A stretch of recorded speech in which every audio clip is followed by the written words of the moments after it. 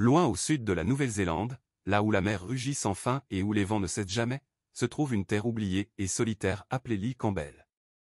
C'est un endroit où peu de gens ont jamais mis les pieds, un paysage sans arbres, battu par les tempêtes et enveloppé de brouillard. Pour la plupart, ce n'est qu'un point de plus sur la carte de l'océan austral. Mais pendant plus d'un siècle, cette île a gardé un secret, une histoire bouleversante à propos de milliers de moutons abandonnés pour mourir. Ce qui leur est arrivé dépasse l'entendement. À la fin du VIe siècle, le monde était rempli de rêves d'expansion. Les colonies grandissaient, de nouvelles terres étaient revendiquées, et des colons ambitieux cherchaient des opportunités partout où ils pouvaient en trouver. Parmi eux se trouvaient des agriculteurs et les entrepreneurs néo-zélandais, désireux d'étendre leur empire d'élevage vers les mers du Sud. Leur attention se porta sur l'île Campbell, un lieu si reculé qu'il semblait presque intouché par la main de l'homme. L'île se trouvait à environ 600 km au sud de la Nouvelle-Zélande, froide, humide et constamment enveloppée de brouillard. À première vue, elle paraissait sauvage et inhospitalière. Mais pour ces colons pleins d'espoir, c'était un vaste pâturage apprivoisé. Ils apportèrent avec eux une cargaison précieuse, des milliers de moutons mérinos, l'une des races les plus prisées au monde, réputée pour sa laine douce et fine. Le plan paraissait simple, laisser les moutons paître sur les herbes de l'île, récolter la laine et la renvoyer vers le nord pour la vendre. Ce serait une petite entreprise agricole rentable. Du moins, c'était le rêve. Pendant un court moment, le rêve sembla se réaliser. Les colons construisirent de simples abris, délimitèrent des champs et commencèrent à tondre les premiers troupeaux. Mais ils réalisèrent vite qu'ils avaient commis une terrible erreur. L'île Campbell n'était pas une terre ordinaire. Ce n'était pas un lieu fait pour l'agriculture, c'était un endroit destiné à briser les imprudents. Les colons découvrirent que presque chaque aspect de la vie y était une lutte. La pluie tombait presque chaque jour, transformant le sol en une boue épaisse et collante. L'herbe, qui semblait luxuriante de loin, s'avéra grossière, clairsemée et pauvre en nutriments. Les collines abruptes et les falaises rocheuses rendaient le rassemblement des moutons presque impossible. Et puis, il y avait le vent. Il ne cessait jamais, un vent glacial et hurlant capable d'arracher la chaleur d'un corps humain en quelques minutes.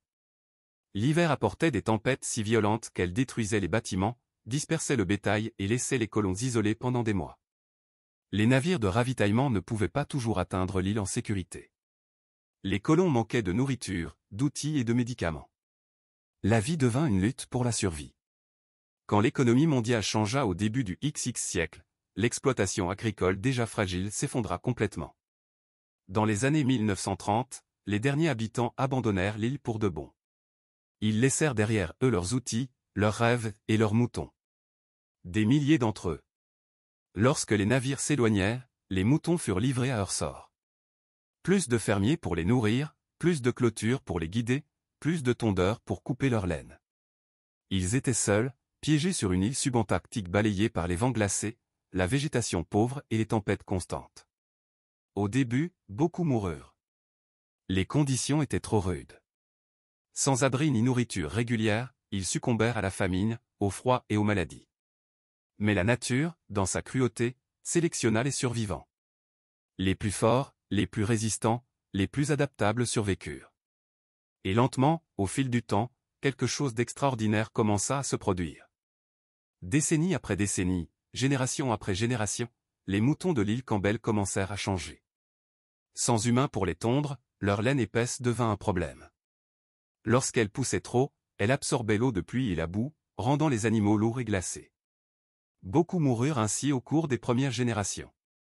Mais parmi les survivants, une étrange adaptation apparut, certains commencèrent à perdre leur laine naturellement. Au lieu de pousser sans fin, leur toison se mettait à tomber d'elle-même pendant les mois les plus chauds, une évolution naturelle qui leur permit de survivre à l'humidité constante.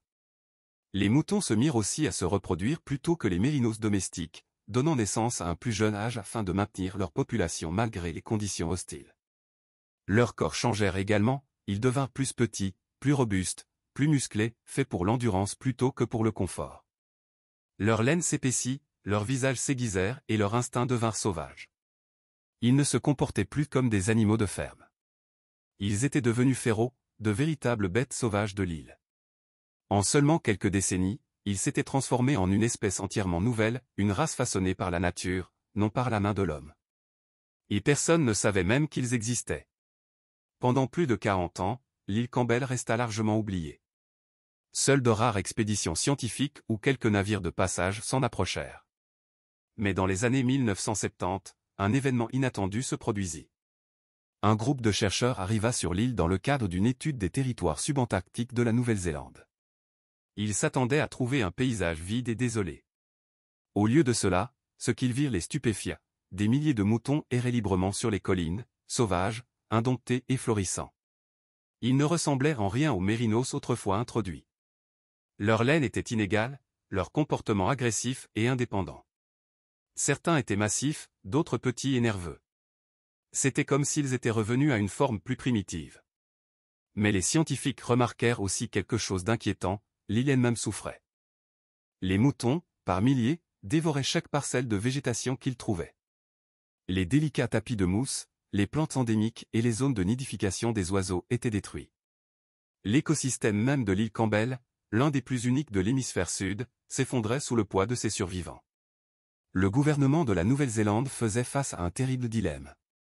D'un côté, les moutons représentaient une catastrophe écologique, il fallait les éliminer pour que la nature puisse se régénérer. De l'autre, ils étaient un miracle biologique, un exemple vivant de l'évolution en action. Pendant des décennies, ils avaient survécu sans aide humaine, s'adaptant à l'un des environnements les plus hostiles de la planète. Ils étaient la preuve vivante de la rapidité avec laquelle la vie peut changer lorsqu'elle est confrontée à une isolation extrême. Après de longs débats, une décision fut prise, la majorité des moutons devraient être abattus afin de sauver l'écosystème de l'île. Mais un petit groupe de scientifiques et d'agriculteurs était déterminé à ce que leur histoire ne se termine pas par l'extinction. L'abattage commença à la fin des années 1970 et se poursuivit dans les années 1980. Des équipes furent envoyées sur l'île pour réduire la population. Ce fut une mission sombre et difficile. Des milliers d'animaux furent tués. Les collines autrefois animées redevinrent silencieuses. Pour la deuxième fois de son histoire, l'île Campbell était vidée, d'abord de ses habitants humains, puis des animaux qu'ils y avaient laissés. Mais avant que les derniers moutons ne disparaissent, un petit nombre, à peine quelques dizaines, fut capturé et transporté sur le continent néo-zélandais pour être étudié et préservé. C'étaient les derniers moutons de l'île Campbell, les descendants d'une expérience oubliée de colonisation. Les scientifiques furent fascinés par leur découverte. Les moutons sauvés présentaient des caractéristiques génétiques uniques, la capacité de perdre leur laine naturellement, une résistance exceptionnelle au froid et à l'humidité, et des comportements de reproduction adaptés à des conditions extrêmes.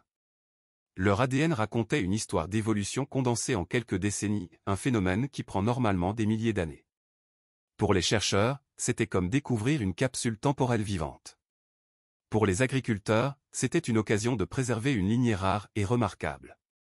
Aujourd'hui, les descendants de ces moutons sauvés existent encore, non pas sur l'île Campbell, mais dans de petits troupeaux soigneusement gérés en Nouvelle-Zélande.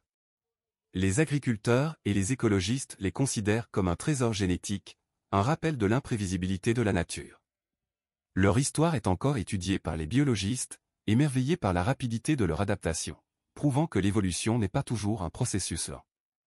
Parfois, elle se produit sous nos yeux, lorsque la vie n'a pas d'autre choix. Pendant ce temps, l'île Campbell elle-même s'est régénérée en l'absence des moutons. Les plantes et les oiseaux indigènes sont revenus. Les mousses sont redevenues épaisses, et les albatros ont recommencé à nicher. La nature a retrouvé son équilibre. Mais le souvenir de ce qui s'est passé là-bas persiste, un rappel étrange et obsédant de la manière dont l'ambition humaine peut déclencher des événements qui résonnent pendant des générations. Lorsque les colons ont amené leurs moutons sur l'île, ils croyaient bâtir un avenir nouveau. En les abandonnant, ils pensaient laisser derrière eux un échec. Mais la nature ne voit pas les choses comme les humains. Les moutons ne se sont pas simplement éteints. Ils se sont transformés. Ils sont devenus autre chose, façonnés par le vent, la pluie et le temps. D'une certaine manière, l'île leur a offert la liberté, sans clôture, sans tondeuse, sans contrôle, juste l'épreuve brute de l'existence. Ils ont prouvé que même les créatures les plus domestiquées, lorsqu'elles sont confrontées à la pleine force de la nature, peuvent retrouver leur sauvagerie. Et peut-être est-ce pour cela que leur histoire continue de fasciner aujourd'hui. Elle est à la fois tragique et inspirante, un rappel que la vie, sous toutes ses formes, possède une volonté incroyable de survivre. Leur survie n'était pas qu'une question de chance. C'était l'évolution écrite en temps réel, un exemple saisissant de la manière dont la vie s'adapte lorsqu'elle est poussée à l'extrême. Alors, la prochaine fois que vous entendrez le bêlement d'un mouton ou que vous verrez un troupeau paître paisiblement sur une colline, souvenez-vous de cette histoire. Merci de votre écoute, et n'oubliez pas de visiter notre chaîne pour découvrir d'autres récits.